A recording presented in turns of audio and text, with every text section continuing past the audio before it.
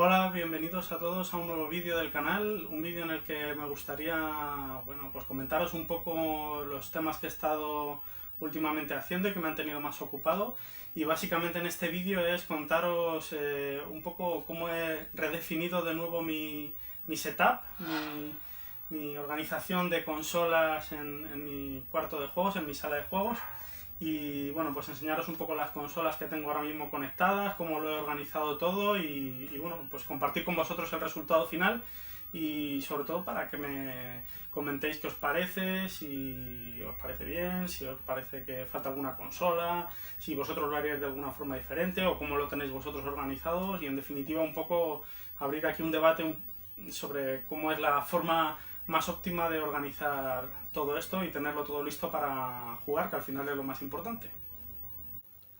A efectos prácticos, como podéis ver, mi setup es bastante sencillo.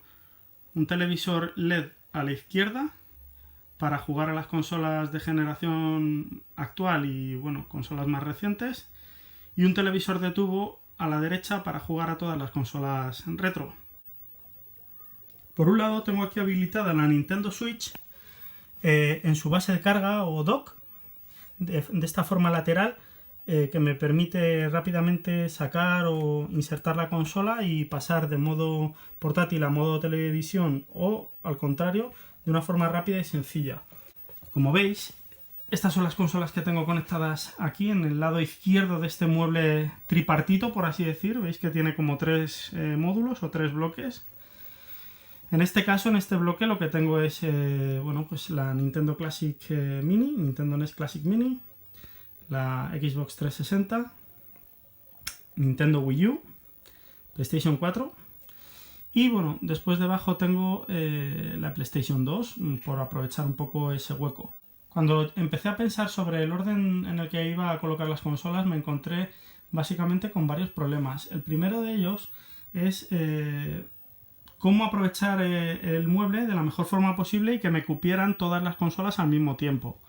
Por otro lado, había un problema y es que todos los cables hay que ir pasándolos por detrás del mueble, que no es un mueble sin fondo, sino que es un mueble en el que hay un fondo flexible, por suerte, porque me permitía empujar un poquito hacia el fondo el propio contrachapado y pasar los cables por detrás, entre las baldas, por así decir, ya que la regleta eléctrica, veis, no sé si lo podéis apreciar, pero está justo allí detrás del todo, con todos los transformadores y todos los cables de alimentación. Esto es un poco peligroso y por tanto me gusta tenerlo todo bastante recogido. Los cables sobrantes siempre, digamos, recogidos y ordenados.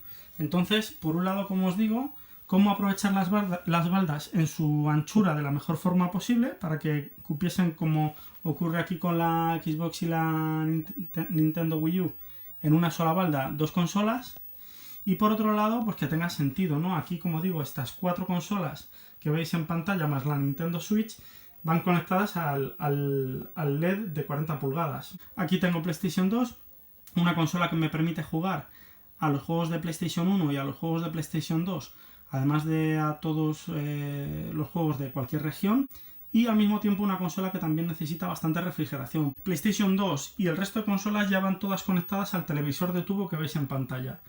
En este segundo bloque, os voy a enseñar ahora, también tengo una regleta eléctrica, como veis, al fondo se refleja la lucecita del piloto de seguridad, que se puede apagar. Yo cuando no estoy jugando siempre apago las regletas porque hay muchísimos enchufes ahí conectados y bueno, por seguridad me gusta hacerlo así. Como veis, aquí arriba del todo tengo la consola CBS ColecoVision. Esta es la primera consola que yo tuve de siempre, es decir, fue mi muy primerísima consola. La compraron mis padres a principios de los años 80, que es cuando salió, si no recuerdo mal, en el año 82. Era una consola tremenda para la época. Me gustaría hacer un especial porque realmente esta consola competía con Atari 2600, pero es muchísimo más potente en gráficos, en sonido que la Atari. Unos juegos increíbles, algunos de ellos eran unos ports de los arcades fabulosos y bueno, pues una consola a la que tengo muchísimo cariño y tiene una característica especial. Esta no es mi consola de aquel entonces, por así decir. Desafortunadamente la perdí de vista y no la volví a recuperar. Pero esta es una versión que, si me acerco un poquito más, veréis que está en francés. Los textos del faceplate, ¿no? Del frontal de la consola. Y es una versión francesa que me interesaba muchísimo conseguir, porque sabéis que en Francia las consolas tenían que llevar por defecto conexión Euroconector, digamos, lo que se llama SCART. Y lo que significa en este tipo de consolas tan antiguas es que podemos conseguir la mejor calidad de imagen y sonido a través de la conexión SCART, y no hay necesidad entonces de conectarla por cable de antena, ¿no? Típico cable de antena que te obligaba a buscar un canal en la televisión, memorizarlo, y que siempre tenía un montón de ruido tanto en la imagen como en el sonido. Entonces, una consola a la que tengo muchísimo cariño, un diseño muy peculiar, muy inconfundible, y bueno, pues la tengo ahí siempre a mano para echar alguna partida, algún juego. Justo aquí debajo tengo una consola también súper especial, que es una Neo Geo MVS consolizada. No la puedo sacar ahora mismo porque está realmente muy pegada, ¿no? Junto a la otra Neo Geo que tengo aquí, que es una Neo Geo CDZ. No sé si se puede ver porque hay poquita luz, pero tengo aquí las dos Neo Geo, la MVS, que es básicamente la misma placa que llevaba en las máquinas arcade, pero consolizada, para cargar el cartucho de forma vertical y conectar aquí los puertos de los mandos originales. Y por otro lado la Neo Geo CDZ, que como digo es el modelo más rápido dentro de las Neo Geo CD, que bueno, quizá no triunfaron precisamente porque los tiempos de carga eran súper largos, aunque el software era mucho más barato comprarlo en formato CD que en formato cartucho. Pero es una consola que a mí particularmente me gusta muchísimo y te permite acceder a los juegos de Neo Geo CD exclusivos de Neo Geo CD, pero al mismo tiempo no sufrir los tiempos de carga brutales. Aquí abajo está la Neo Geo AES, como veis, con su tarjeta de memoria aquí preparada también, y un mando también listo ahí para poder enchufar y jugar. Una consola que en su día muchos habríamos dado cualquier cosa por tenerla.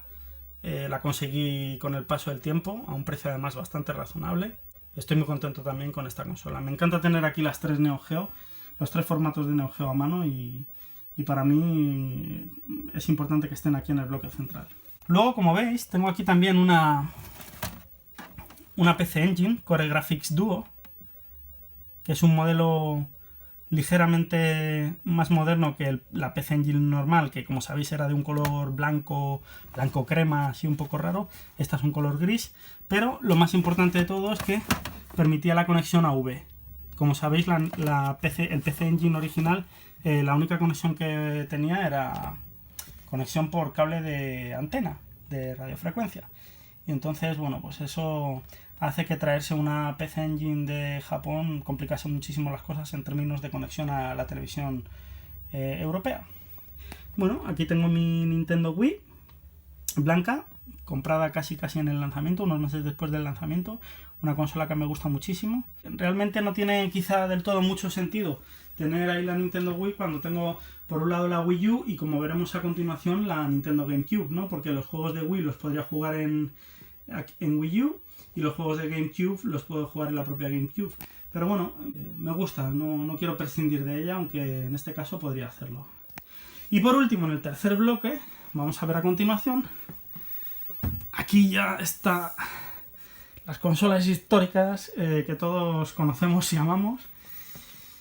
Como veis, por un lado tengo Nintendo Entertainment System, la versión española, aunque también permite cargar juegos americanos. Ahí, como veis, tenemos la Nintendo GameCube con el Game Boy Player preparado. Aquí tenemos queridísima Sega Saturn, modelo 1. Esto fue un regalo que me hicieron, además venía ya preparada como veis, con los switches para poder jugar a juegos americanos, japoneses en 50 y en 60 Hz. Y bueno, pues realmente a mí lo que más me interesa de la Sega Saturn sobre todo es el catálogo de juegos japoneses. Por otro lado tenemos una consola que tengo muchísimo cariño, la Sega Master System 2. Bueno, dentro de 8 bits es una pequeña joyita. gráficos para mí siempre superiores a Nintendo Entertainment System, mucho carisma, algunos títulos muy interesantes y bueno, pues yo creo que marcó un poco junto con la NES el paso de los ordenadores de 8 bits a las consolas, ¿no? Al mundo de las consolas. En este caso además, esta Sega Master System la modifiqué yo mismo para tener salida RGB. Es decir, para poder conectarla a través de un cable Euroconector a la pantalla y tener la máxima calidad de imagen y sonido posible. Y es una delicia ver los gráficos de Master System típicos de 8 bits con todo el colorido y con el sonido típico también de la Master System en un televisor de tubo. Es una maravilla. En la siguiente balda veis que tenemos aquí la queridísima Sega Dreamcast, una consola a día de hoy de culto y que para la que todavía se sigue desarrollando software homebrew, es decir, software creado por independientes, ¿no? por aficionados en muchos casos, y que realmente tiene un potencial que aún a día de hoy todavía se demuestra pendiente de explotar. Una consola realmente magnífica y que me encanta tener en la colección. Bueno, aquí tenemos la vieja Nintendo 64, realmente una consola también que supuso un antes y un después en la historia de Nintendo. No tengo un catálogo de juegos muy grande de la Nintendo 64, yo no la tuve en su día en el momento, la conseguí años después, y creo que tengo una deuda pendiente con la Nintendo 64. Aunque recientemente he adquirido algunos juegos que tenía muchas ganas de tener y que pienso jugar en breve. Y por último aquí, en la última balda, tenemos, como no, las dos consolas que probablemente definieron un antes y un después en la historia de las consolas y que representaron en su día lo que es una guerra sana y una guerra en la que yo creo que todos los usuarios salimos beneficiados, que son por un lado la Sega Mega Drive y la Super Nintendo. Pero este es el modelo americano. ¿Por qué tengo el modelo americano de Super Nintendo? Pues básicamente porque esta no es una Super Nintendo normal. Podríamos decir que esta es una Super Nintendo universal.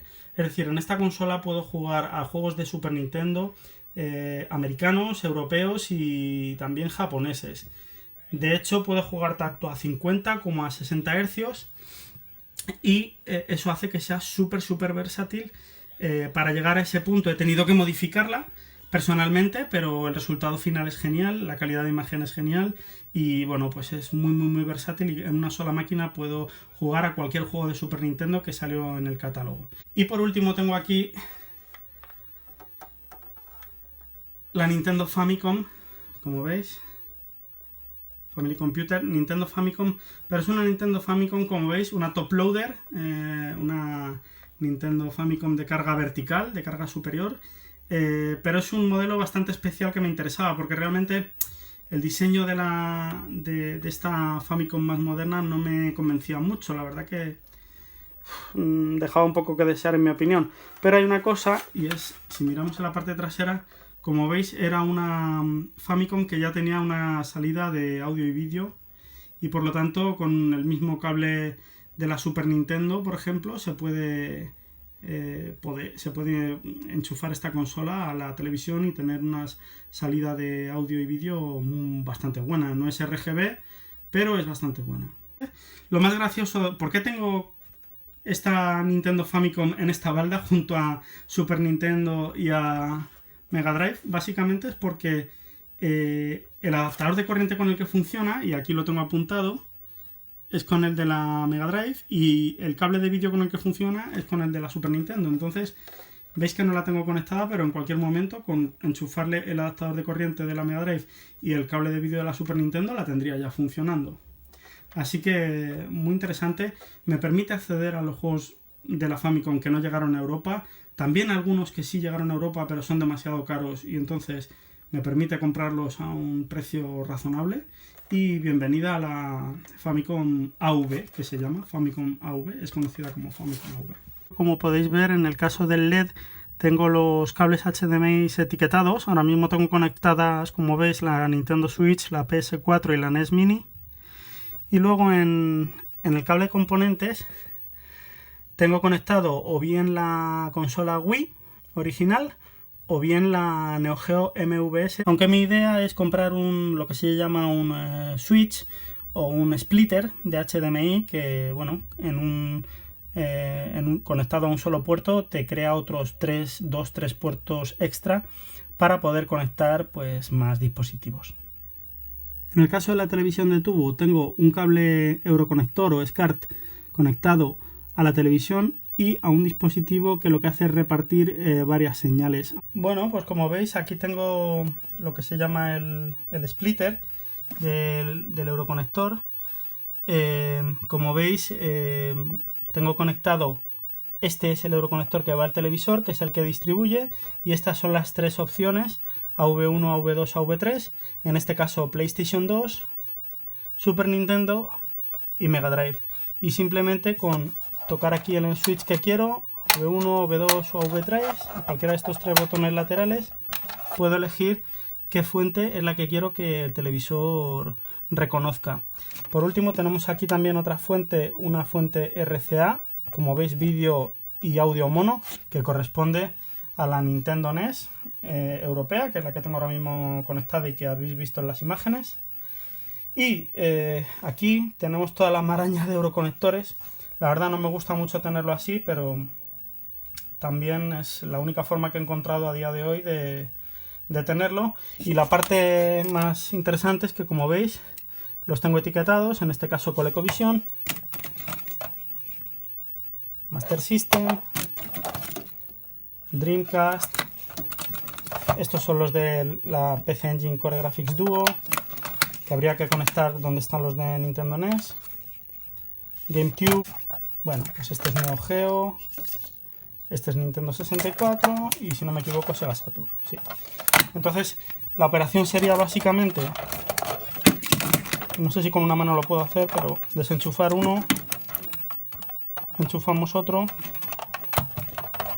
y ya estaríamos funcionando. Es un poquito desordenado, pero los hub o los splitter que he encontrado de muchos euroconectores, yo necesitaría, según mi cálculo, 13, 14, 15 euroconectores. Son splitter que cuestan del orden de 200 o más euros.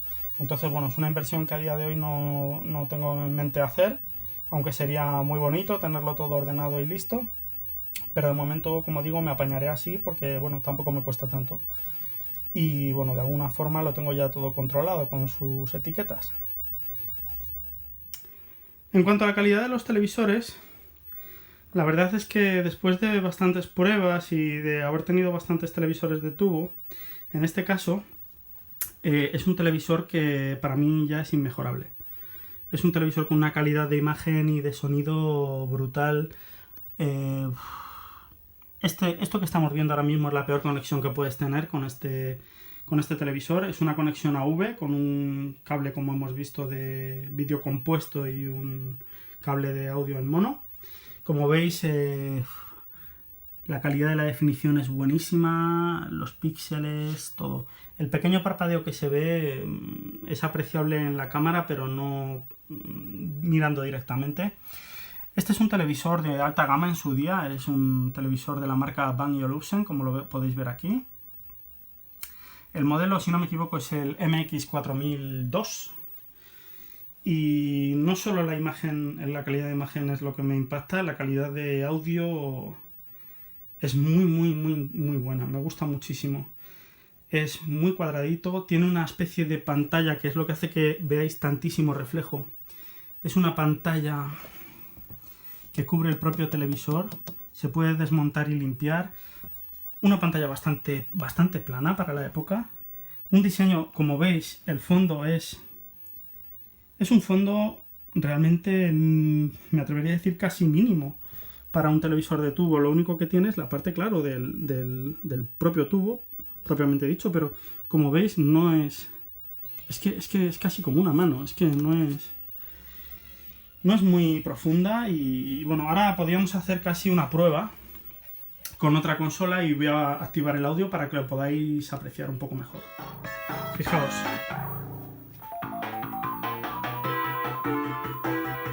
Fijaos la calidad de imagen.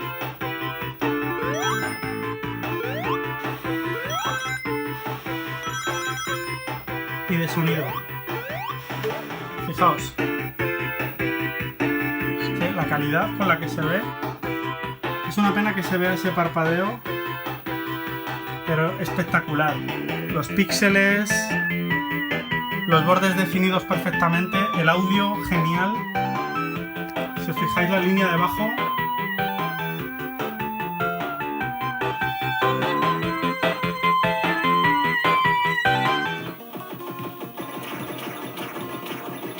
Como podéis ver, se ve todo con una claridad máxima. Explosiones, los bordes incluso de los gráficos también no vibran, están súper bien definidos. Bueno, y en cuanto al televisor LED, como veis, es un televisor Samsung de 40 pulgadas de la serie KU.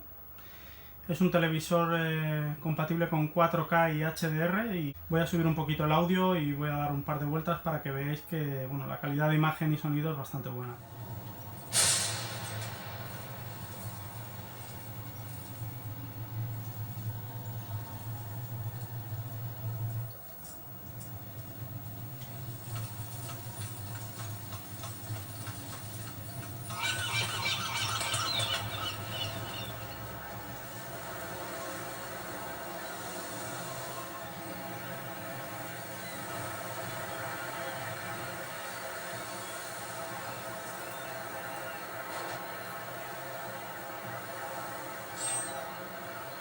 Bueno, pues como veis, un total de 21 consolas, tanto retro como actuales, conectadas tanto al televisor de tubo como al televisor LED, dispuestas todas para poder jugar en cualquier momento, en unos segundos estar ya funcionando.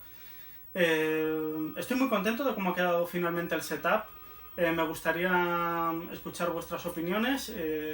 Si queréis dejarlas, estaré encantado de leerlas. Y si tenéis alguna pregunta, por supuesto, de responderlas. Así que muchas gracias por ver el vídeo y nos vemos pronto. ¡Hasta luego!